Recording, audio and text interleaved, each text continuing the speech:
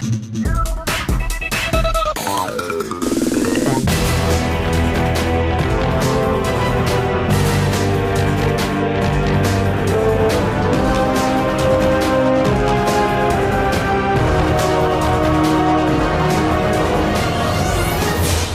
up YouTube, Daryl here from Zephyr Games, and today I am bringing you the craziest undefeated Swordsoul profile. Now I've taken this to 2 locals. Yesterday I went 2nd place and my only loss was to Bird Up.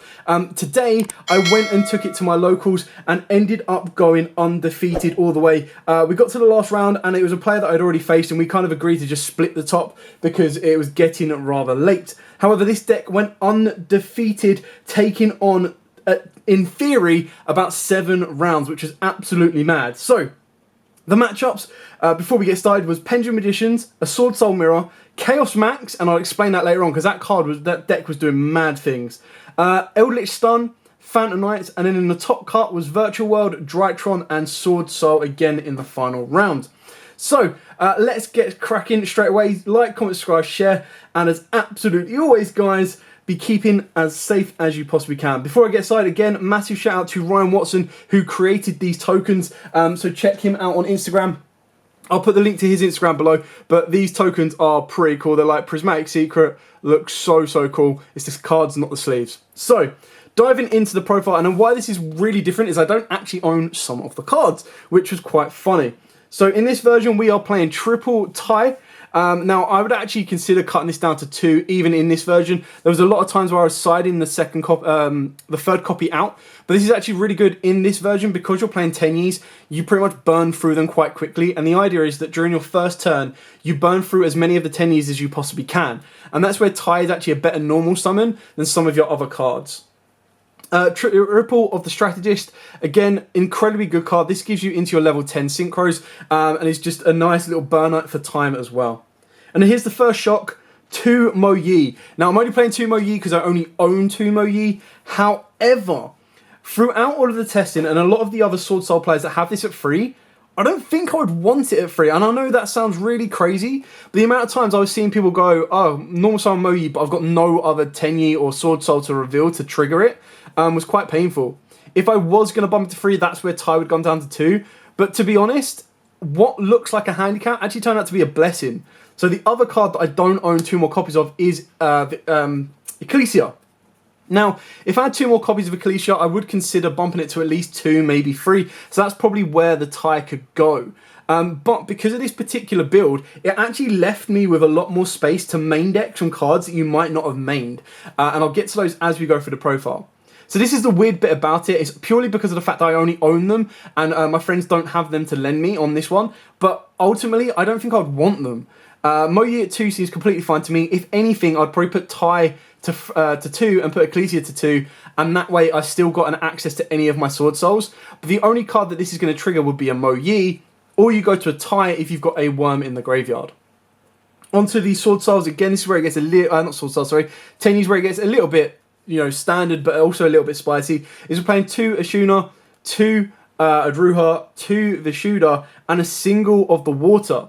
Now, again, the Water was something that Kev pointed out to me, and what makes this so good is in a bit of a grind game, if you've not got a lot to kind of go for, is you can go for Blackout and then Monk. So literally, if you're able to get into Blackout, let's say you've just got let's say you've got Tie Play or anything like that, but link this into Monk, and then what you do is your Blackout then becomes a pop 3 rather than a pop 2, because you go, okay, activate Blackout, target the Monk, destroy the Monk, trigger the Tenyi Spirit in the graveyard. This one will then banish itself, bring back the Monk, and then let you pop another card your opponent controls. So again, I found myself sliding it in and out a couple of times. It's something that I actually put in a bit of work for me today. There was a couple of times where I had to special summon it. It's a level 4, so if you really wanted to, and you wanted to up the spice, you could overlay into Shark and Toad. Probably not going to be doing that, but it is just an option that you have. I've also seen people play the rank 8, the Draglabon into number 100 Numon Dragon for an OTK play, but ultimately I don't think you need it. Anyway, a little bit different and put in a lot of work. One card that puts in a shed ton of work is this guy right here, is Arch Nemesis Protoss. Now, the way that this is so good is it's actually searchable, so as long as you control, and let's say you go into your level 8 Synchro, wherever he is. Give me 2 seconds. Once you go into your level Yugioh, you then get the ability to add from your deck to your hand your emergence. And because you control a synchro, you can activate this to search at your Protoss. Now 9 out of 10, by getting to this particular point, you would already have at least 2 different attributes of Tenyis in the grave, not to mention whatever you have kind of made to make your Chow. So off the back of that as well, if you do bring down a token or anything like that and your opponent gets rid of your monster or gets rid of the token, anything along those lines, you still have fodder you can banish off the board. Now, obviously, its base kind of effect is to lock out darks. So for those of you that don't know what this card can do, can't be normal summon a set, must be special summon, or must first be special summoned from your hand. By banishing 3 monsters with different attributes from the grave and or face up on the field. Can't be destroyed by card effects in general. You get to declare 1 monster attribute on the field, destroy all monsters of that attribute on the field, and for the rest of the turn until the end of the next turn, neither player can special summon monsters with that declared attribute. So the other is you make this guy, and then obviously off the back, if you've got your Chow or if you've got Protoss, if you're wanting to lock out lights, you use that. If you're wanting to lock out darks, you use Protoss. Now obviously in my matchups against stuff like Drytron, against the Swordsoul Mirror was pretty interesting because I locked out lights. And then also in the Phantom Knight matchup, you hit the darks and they pretty much can't play. And then you're still sitting on there with either a 2500 beat or a 3k defender. And off of the back of that, you're just going to be able to loop this if they don't get rid of it. And it's a big threat that they have to deal with. For the hand traps, I was playing double Veiler and double Ash. Now, the reason I went with 2 and 2 rather than going for freeze or anything is Ash is the most generic kind of hand trap that works on a lots of things, but there's so many decks that can generally play through the single Ash Blossom or anything like that.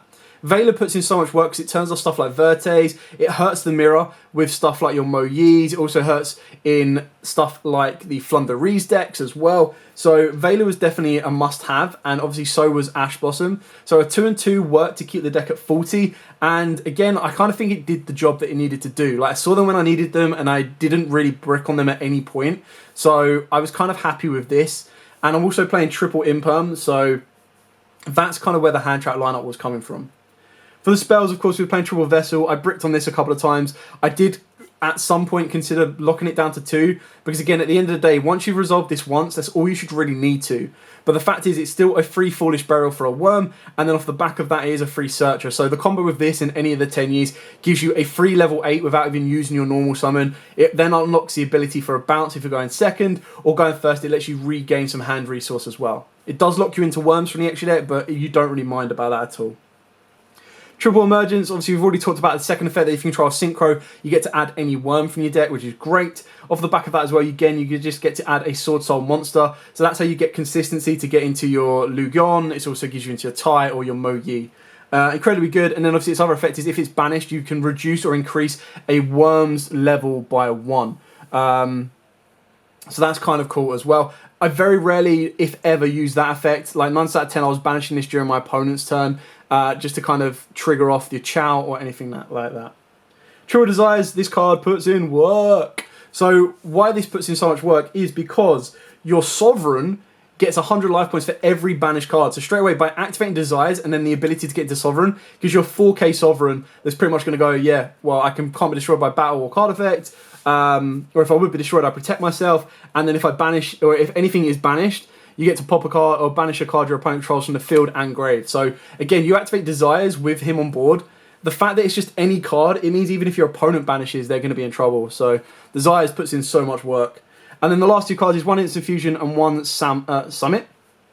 Summit's really good. There's a nice little combo that you can do that when you use the Swordsoul plays is rather than going into like a Mo Yi, like a lot of people would do, is you can in theory use go into a Tai. Normal summon a Tai, synchro into the 8. Off of the back of that, search out the Summit instead, and then Tai will Foolish Burial the Mo Yi. You then get to activate the Summit, bring back the Mo Yi. Mo Yi can then, as long as you've got another Swordsoul or Worm to reveal, you can reveal that and then go into another level 8. Now, sometimes if you're locked into worms, you would go with either a Baxia or you can go into wherever he is, a Draco Berserker the Tenyi, which again, I'll get to him, puts in so much work. Alternatively, you can go into a Risen or Adamantipator Dragite, depending on if you've locked yourself out or not. The Instant Fusion is a flex point, and it's probably a card that I'm going to be cutting, but the idea is you just go into the Magic-y Beast. It's if your opponent imperms or stops your token coming out, this just becomes a free level 4 tuner. Ultimately, I think I'm going to cut it, so I wouldn't even worry about it too much.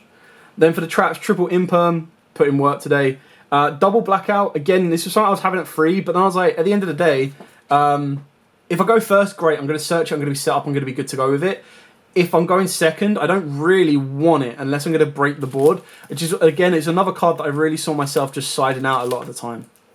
And then the final card that put in a lot of work was Strike. And it mainly put in a lot of work because people weren't expecting it. They were kind of like, right, okay, well, the typical list is going to be free Mo Yi, free Ecclesia, da-da-da-da-da. Whereas because I had that extra space, being able to main deck Strike was just such a power play because going first, like, if I open up a Strike, I'm setting Strike plus Blackout, and then I've still got a board of, like, 3 Synchro monsters that are either going to lead to negates or they're going to lead into just interruptions and disruptions. So Strike put in a lot of work.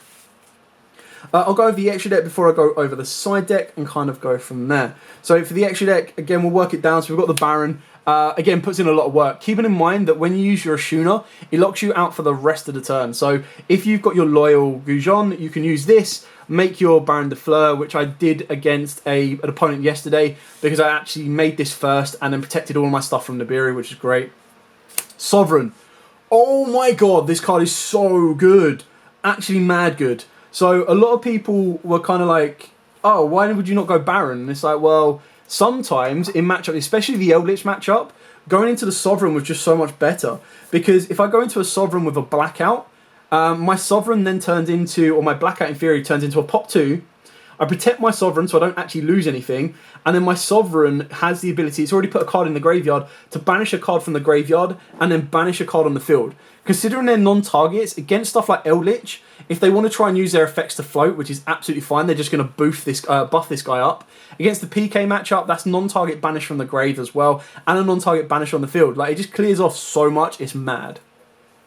Then got the one Ruddy Rose, never used it today at all, or even yesterday, but it's just one of them ones that, again, in the PK matchup, if you're able to break their board without locking yourself into Tenyis or Worms, and then make a Rose Dragon, you pretty much clear up their entire recursion play, so it puts them under a lot of pressure. Chao Feng put in a lot of work today, specifically against the Drytron matchup, shocker.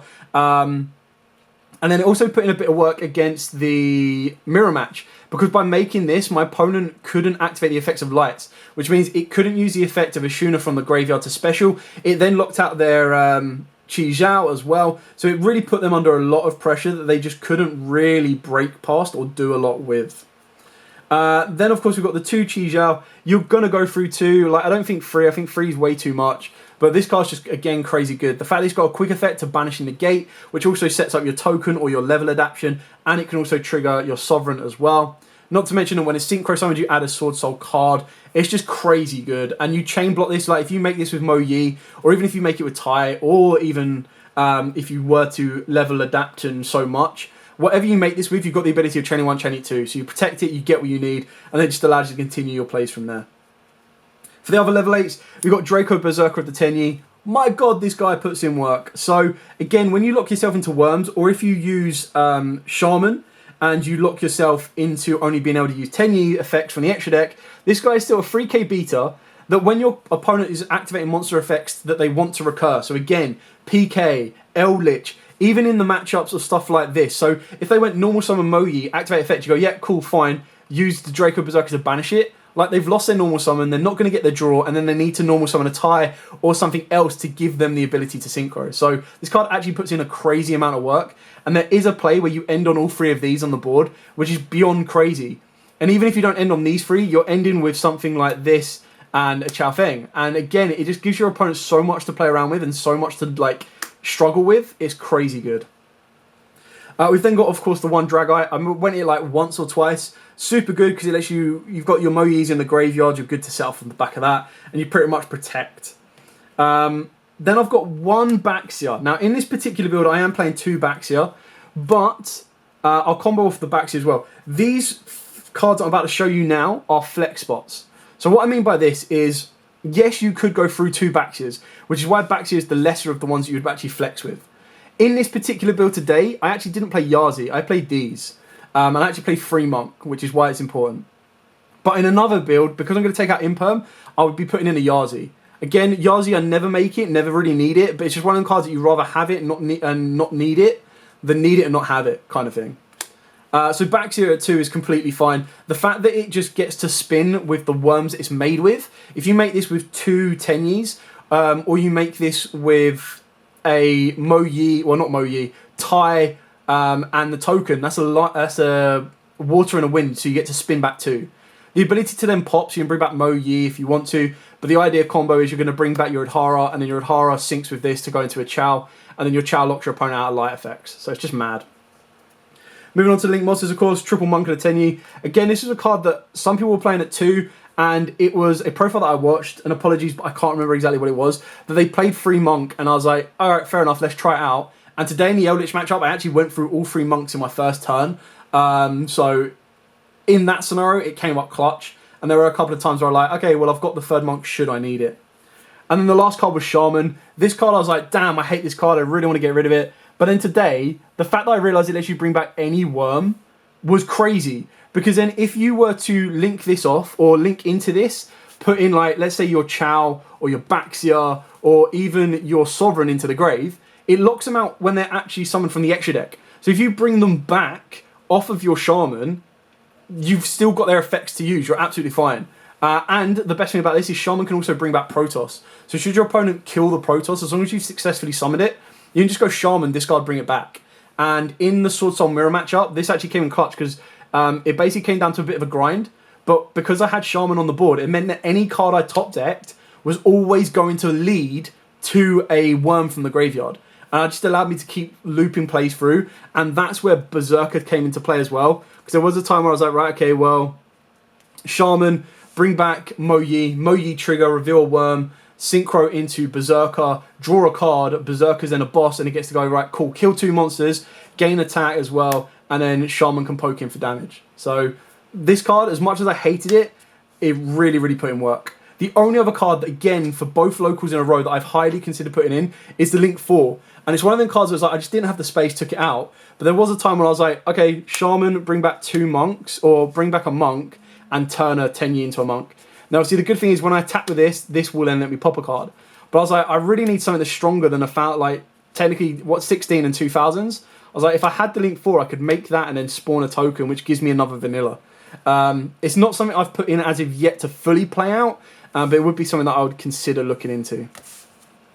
Let's go over the side deck for today. So the only difference, and I'll show you the difference between yesterday and today as well. So today I played Triple Lancia, never saw it, but I realised that I had this dropped against me yesterday in the Bird Up matchup, and I realised how bad it really messes with the Sword-Souls, because it locks out Tai, it locks out all of the Tenyis, you can't recycle, you can't special from the deck, so I was like, Lancia is just such a crazy good card this format. Double Droll, Droll in Bird Up, which not Bird Up, sorry, Flunderies, which I never saw today, thankfully, and obviously Droll against Drytrons. It can actually Droll against this deck as well can kind of hurt a little bit, because if you activate Desires, then you lose your Mo Yi, you lose your Chow, you pretty much lose a lot, so Droll's really good this format. Another card that's really good this format is Triple Cosmic Cyclone. So what makes this so good is a lot of people are playing the Phoenix Enforcer Scythe combo. So how that works is you go Phoenix Enforcer in the standby phase to pop itself, or tribute itself, to then pop the Scythe. Now, why Cosmic is better than Twin is because you can chain Cosmic and then banish the Scythe. So you don't trigger it, they don't lock you out of the extra deck, and you're still good to go. Off the back of that as well, there are times with Flunderies cards that they activate during the main phase. So during the standby phase, you can go Cosmic, deal with the back row, or Cosmic, deal with the field spell. So it puts in a lot of work. A card that is really scummy, but actually won me a game today, is Mystic Mine. Now, against, again, stuff like Bird Up, Mystic Mine's so good about, because they can't really deal with it, and if they bounce it back to the hand, you just play it again anyway. But in the Phantom Knight build, or the matchup, the game 3, he ended on a 3 negate Appaloosa, a Destroyer Phoenix Enforcer, a Bardiche, and a Fogblade. And I luckily opened up Mystic Mine and 2 evenly matched. So I went, okay, evenly matched, clear the board. He left the Appaloosa, activated Mystic Mine, and he'd already paid 2k off of the Verte. So I was able to pretty much Mystic Mine loop and protect myself playing from there. I did want to kind of play a little bit further into it, but I needed more monsters or more resource in order to play under my own Mystic Mine. But again, it won me a game, and it's just kind of one of them ones where if you've been able to bait out the board or break the board or anything like that, and then you need to regain resource, dropping a Mystic Mine on a player will let you do that. You just need to be able to either out it yourself when you're ready, which is one thing that I messed up in with this, is in theory, if I had to try and out this myself, I would be in a little bit of a pickle. But yeah, just allow me to play around. And the best thing is, like, in that example with the Appaloosa, is I go Mystic Mine, and then my opponent's got Appaloosa. Then if I activate the Yugioh, and then use that and synchroed into like any of the 10s, whether it be Baroness or whether it be the Sovereign, I would then get the effect of Yugioh in the graveyard, and that would then let them, or that would force them to trigger the Appaloosa to reduce. The Mystic Mine would go in the end phase, which is why it's something that you kind of want to make sure you've got enough resource to do. Speaking of which, triple evenly matched, like literally just a blowout card. It's such a good card right now that unless your opponent is playing like Judgments or Barons or anything that can stop this, it's so easy to bait out. So like you bait something out and then you just go evenly. Clears out their entire board. Like you look at Drytrons, you're probably going to try and bait out the Herald or anything like that. But a lot of people are just going, okay, cool. Well, I'm going to Scythe combo you. You can't go into your extra deck, which is where Protoss puts in a bit of work as well. Because you can pretty much go Tenyis, put all the Tenyis on the board and then banish them. That's another story. But with evenly matched, what this lets you do is it lets you kind of bait your opponent's stuff out. And if they put a Scythe on the board, you're like, all right, okay, I'm going to reduce you to one card. You reduce them to one card, and then you've still got cards to play with. So whether that be your Mo Yi plays, whether that, you might not be going into the extra deck, but it lets you build up a board, and they've literally lost everything to one card.